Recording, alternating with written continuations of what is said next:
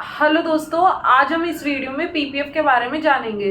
तो पीपीएफ के बारे में सबसे पहले हम चार टॉपिक मेजरली डिस्कस करेंगे। सबसे पहला पीपीएफ अकाउंट होता क्या है, दूसरा ये कि पीपीएफ अकाउंट की रिक्वायरमेंट क्या है, तीसरा कि पीपीएफ अकाउंट में इंटरेस्ट रेट का क्या सिनेरियो है, और चौथा आएगा कि हम बैंक में पीपीएफ अकाउंट कैसे ओपन करें, क्या रिक्वायरमेंट होता है उसके लिए। तो चलिए शुरू करते हैं। सबसे पहले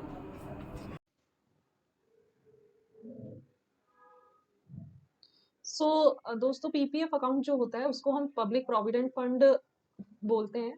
पीपीएफ अकाउंट बेसिकली हम 80C के अंदर कुछ इन्वेस्टमेंट टेक्निक होती हैं। उसमें one type of investment technique is PPF. PPF जो है होता है हमारा, वो लॉन्ग टाइम इन्वेस्टमेंट होता है। पीपीएफ में करने से हमारा फायदा क्या होता है, एक्चुअली ओल्ड स्लैब के अंदर अगर हम मान लो हमारा जो सैलरी है वो 10 लाख का है। अगर हम ओल्ड स्लैब के अंदर 80C के अंदर 1.5 लाख तक का इन्वेस्टमेंट कर देते हैं, तो हमारा जो अब टैक्स लगेगा तो वो 1.5 लाख से फ्री होगा। मतलब हमारा 8.5 लाख पर ही टैक्स लगेगा, हमारा उस 1.5 लाख पर टैक्स नहीं लगेगा। तो उस तरह से इन्वेस्टमेंट करने के लिए हम पीपीएफ का यूज करते हैं। पीपीएफ में एक्चुअली क्या क्या रिक्वायरमेंट होती है, फीचर्स क्या क्या होते हैं इसके। पीपीएफ के अंदर क्या होता है, it has a minimum tenure of 15 year, मतलब 15 ईयर इसका मिनिमम ब्लॉकिंग पीरियड होता है। और इसको आप फर्दर एक्सटेंड करा सकते हैं 5 ईयर के ब्लॉक्स में। पीपीएफ का जो लिमिट होता है अलाउड करता है आपको 500 रुपए, एंड मैक्सिमम लिमिट होता है इसका 15 लाख। अकाउंट ओपनिंग बैलेंस आप 100 रुपए से स्टार्ट कर सकते हैं। और डिपॉजिट मोड जो होता है वो आपका चेक, डिमांड ड्राफ्ट, मतलब जब आप बैंक में अपना पीपीएफ अकाउंट ओपन कराने जाते हैं तो आपको डिपॉजिट जो कराना पड़ता है वो आप या तो कैश कर सकते हैं, चेक कर सकते हैं, डिमांड ड्राफ्ट या ऑनलाइन फंड ट्रांसफर से कर सकते हैं। आपको एक नॉमिनी का उसमें रिक्वायरमेंट होता है, ये एसेंशियल नहीं है बट आप रखेंगे तो आपके लिए सही होगा। जॉइंट अकाउंट के लिए एंड रिस्क, इसके अंदर जीरो रिस्क होती है since it is backed by the government. ये एकदम रिस्क फ्री इन्वेस्टमेंट होता है हमारा। इसके अंदर कोई लाइक हम जैसे आरडी एफडी करते हैं उसी तरह से ये लॉन्ग टर्म इन्वेस्टमेंट है, ये रिस्क फ्री होता है। अभी इसका सेकंड हमारा पॉइंट था कि इसका इंटरेस्ट रेट क्या है।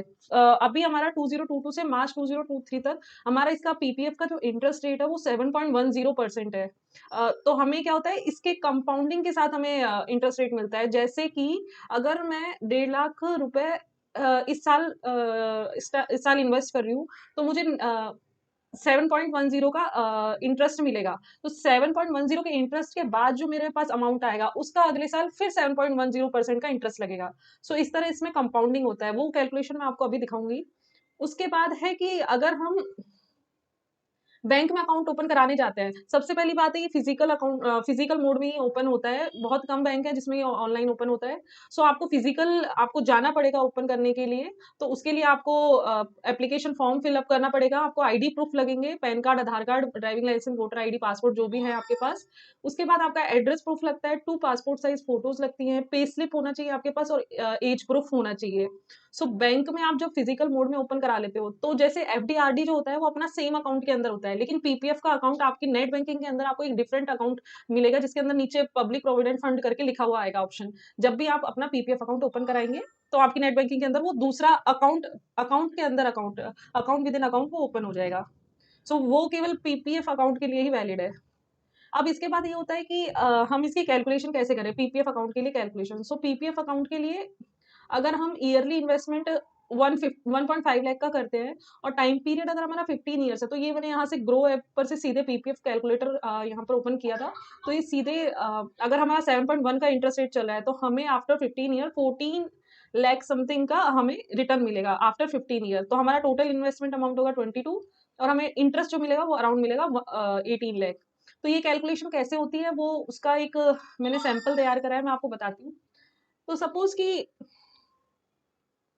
सबसे पहले मान लो फर्स्ट ईयर में आपका पीपीएफ अकाउंट नहीं था, उसके बाद आपने 2 लाख इन्वेस्ट करे। 2 लाख इन्वेस्ट करे तो आपका एक साल के बाद जो 7.1% से जो आपका इंटरेस्ट मिलेगा वो मिलेगा 14,200। ठीक है, तो आपके पास साल के एंड में आपके पास होंगे 2,14,200 रुपए। फिर आप नेक्स्ट ईयर का कैसे कैलकुलेट करोगे कि नेक्स्ट ईयर आपका 2,14,000 तो आपके अकाउंट में था ही, प्लस में नेक्स्ट ईयर आपने फिर से 2 लाख रुपए जमा कराया। तो अब आपका इन दोनों पर जो इंटरेस्ट मिलेगा वो आपका इंटरेस्ट होगा, जो कि आपका डी4 ई4 को सब मिलाकर इस पर इंटरेस्ट है आपका। तो वो मान लो आपका हो गया ये 4,43,608। अब उसके नेक्स्ट ईयर क्या होगा, नेक्स्ट ईयर ये प्लस 2 लाख ये आपका पहले अकाउंट में था, 2 लाख आपने फिर से जमा कराया, अब आपको इन दोनों को मिलाकर इंटरेस्ट मिलेगा। तो इस तरह से अगर आप करेंगे, तो अगर आप 2-2 लाख का इन्वेस्टमेंट 15 ईयर तक कर रहे हैं, तो आपको साल के एंड में अराउंड अराउंड 54 लाख का रिटर्न आपको मिलेगा। तो आपका टोटल इन्वेस्टमेंट 30 लाख हुआ है इस केस में, एंड टोटल रिटर्न हुआ आपका 54 अराउंड लाख। तो इस तरह हमारा पीपीएफ अकाउंट का रिटर्न हम कैलकुलेट करते हैं। सो पीपीएफ के लिए सबसे अच्छा यही है कि मतलब रिस्क फ्री इन्वेस्टमेंट है, तो आप इसे जरूर करिए। एंड यहीं पर वीडियो खत्म होता है। वीडियो देखने के लिए थैंक यू। बाय।